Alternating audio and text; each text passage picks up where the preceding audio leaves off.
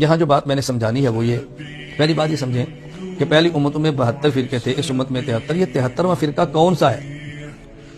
علامہ قرطبی رحمۃ اللہ علیہ نے اپنی تفسیر الجامع لاحکام القرآن، جو کہ تفسیر قرطبی کے نام سے معروف ہے، اس کے اندر لکھا ہے وَأَنَّ هَذَا صِرَاطِ مُسْتَقِيمًا فَاتَّبِعُوهُ، اس آیت کے تحت فرمایا هَذِهِ الْفِرْقَةُ الَّتِي زَادَتْ فِي فِرَقِ أُمَّةِ محمد صلی اللہ علیہ وسلم، یہ جو اس امت میں ایک زائد فرقہ پیدا ہوا ہے یہ کون سا ہے؟ قال بعض العارفین الذين هم يعادون العلماء ويبغضون الفقهاء، یہ وہ فرقہ ہے جو علماء سے عداوت رکھتا ہے اور فقہاء سے بغض رکھتا ہے۔ اب علماء سے دعوت اور فقہاء سے بغض رکھنے والا کون ہے؟ ہر شخص جانتا ہے، بتانے کی ضرورت ہی نہیں۔ اچھا، اس کی پھر وجہ کیا ہے کہ یہ فقہاء سے بغض کیوں رکھتے ہیں؟ آسان بات یہ سمجھیں کہ جب کوئی نعمت آتی ہے تو دشمن بھی آتے ہیں، نعمت نہیں آتی دشمن بھی نہیں آتے۔ اس امت کو اللہ تعالیٰ نے ایک ایسی نعمت عطا فرمائی ہے جو پہلی امتوں کے اندر نہیں تھی۔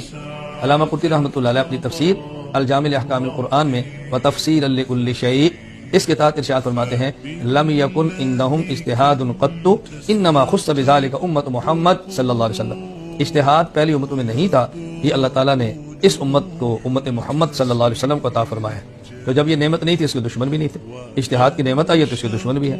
تو یہ بات سمجھیں کہ 73واں فرقہ وہ ہے جو اجتہاد کا دشمن، مجتہد کا دشمن، فقہاء کا دشمن اور علماء کا دشمن ہے۔ ایک بات یہ سمجھیں۔ دوسری بات، عام طور پہ لوگ پوچھتے ہیں کہ یہ جو 73 فرقے ہوں گے یہ مسلمانوں کے ہوں گے یا کافروں کے ہوں گے؟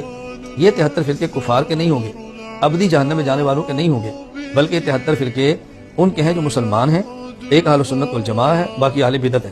یعنی یہ اپنی گمراہی کی وجہ سے ابدی، دائمی اور ہمیشہ جہنم میں نہیں رہیں گے، بلکہ ان کی گمراہی ایسی ہوگی جو کفر کی حد تک نہیں بلکہ بدعت کی حد تک ہوگی، تو کچھ عرصہ کے لیے جہنم میں جائیں گے، اپنے اس جرم کی سزا بھگتنے کے بعد، اس جرم کا وبال، اس جرم کی سزا بھگتنے کے بعد یہ بالآخر جنت کے اندر جائیں گے۔ تو یہاں دو باتیں سمجھانی تھی۔ نمبر ایک، اضافی 73واں فرقہ کون سا ہے؟ علماء، فقہاء، مجتہدین، اجتہاد کا دشمن۔